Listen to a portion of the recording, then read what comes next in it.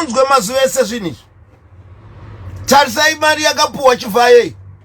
Tarisai zvese izvozvo. Zvakamboitika mugovernment yevanhu kupi ikoko kuti vanhu vapota vachipuwa ma60 million.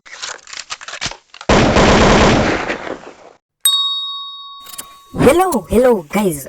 Tukutambereka nemufaro nekudzoka kwamaita pachannel yenyu yamunoziva kai mazuva ese awa inokupeka ma latest updates, inopisa inokanda ipapo kana kana kutanga kupfuura panapa. So make sure you do subscribe to our YouTube channel.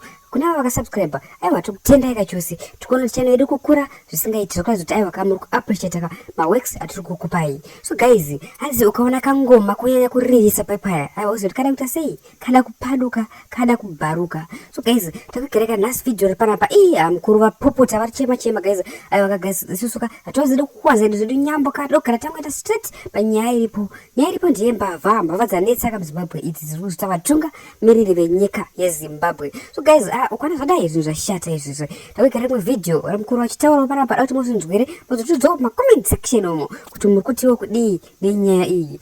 So guys, asitoda kuti tirebeseka nyaya hande straight panyaya dzedu. Aiwa azvipere musheka ipapo guys rangu.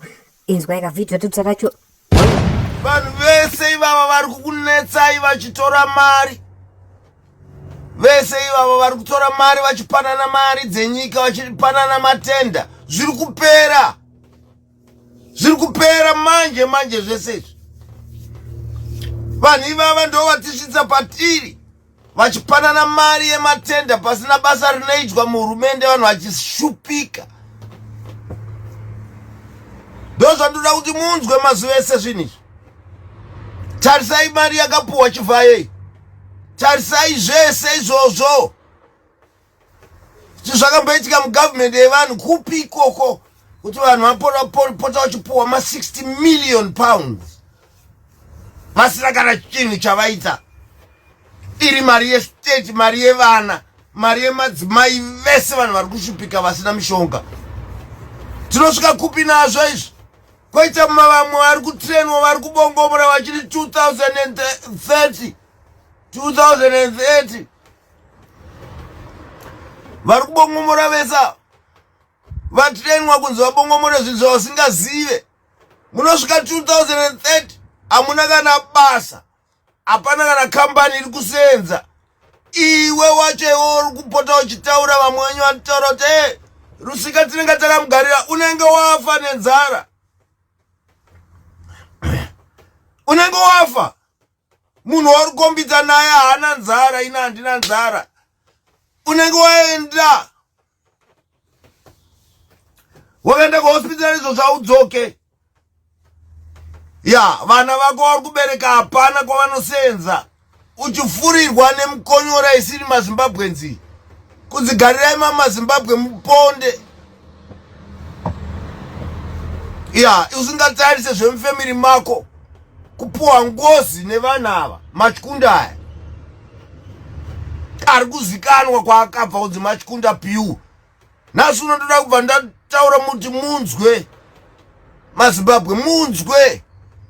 Musadzokere kumashure, musatungwe nevanhu vasiri venyu. Vanhu ava muri kunyatsotaurirwa history yavo kuti zane yemabrandai. Yese ndiye mabwidi. Today vanoda kuridza kuti vari kukamurana pakati pedu. Takatarisa iwo ari mabumbwa yese neMachikunda. Kwazvakananga kuti kupi? Vada kuti vaite magroups, 2 magroups, vaita civil war munyika isiri yavo.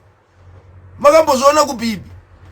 Ndokwazvananga guys, Chiwenga anenge achiti ndoda kuita president, iye haasi muZimbabwe. Iri rekuZambia richiti handibve, iro riri ziMzambian. Hondo yobva yamuka pakati peHarare yemaforena. Ndokwamaakudhonzerwa musingaone nematsotsa. Ndozvinhu zvandiri kuda kukupai yambiro.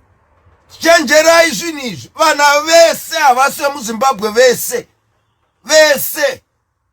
Ndozvinhu zvamunofanira kuona izvozvo. Hapana muZimbabwe na vada create a war in our country. Pamusana pekusawirirana kwavo ari Machikunda ese. Hapana anonzi muZimbabwe.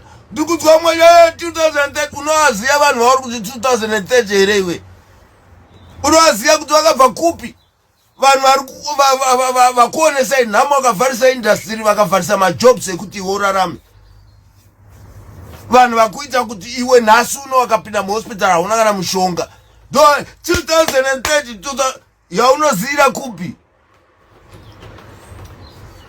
Kunosvika ikoko munenge muchidye chii imimi? Munenge muchidye chii kuna 2030 kuri kutaurwa nematsotsi aya mamwe akabrainwashwa? Kunosvikika chirudzii musina mishonga kana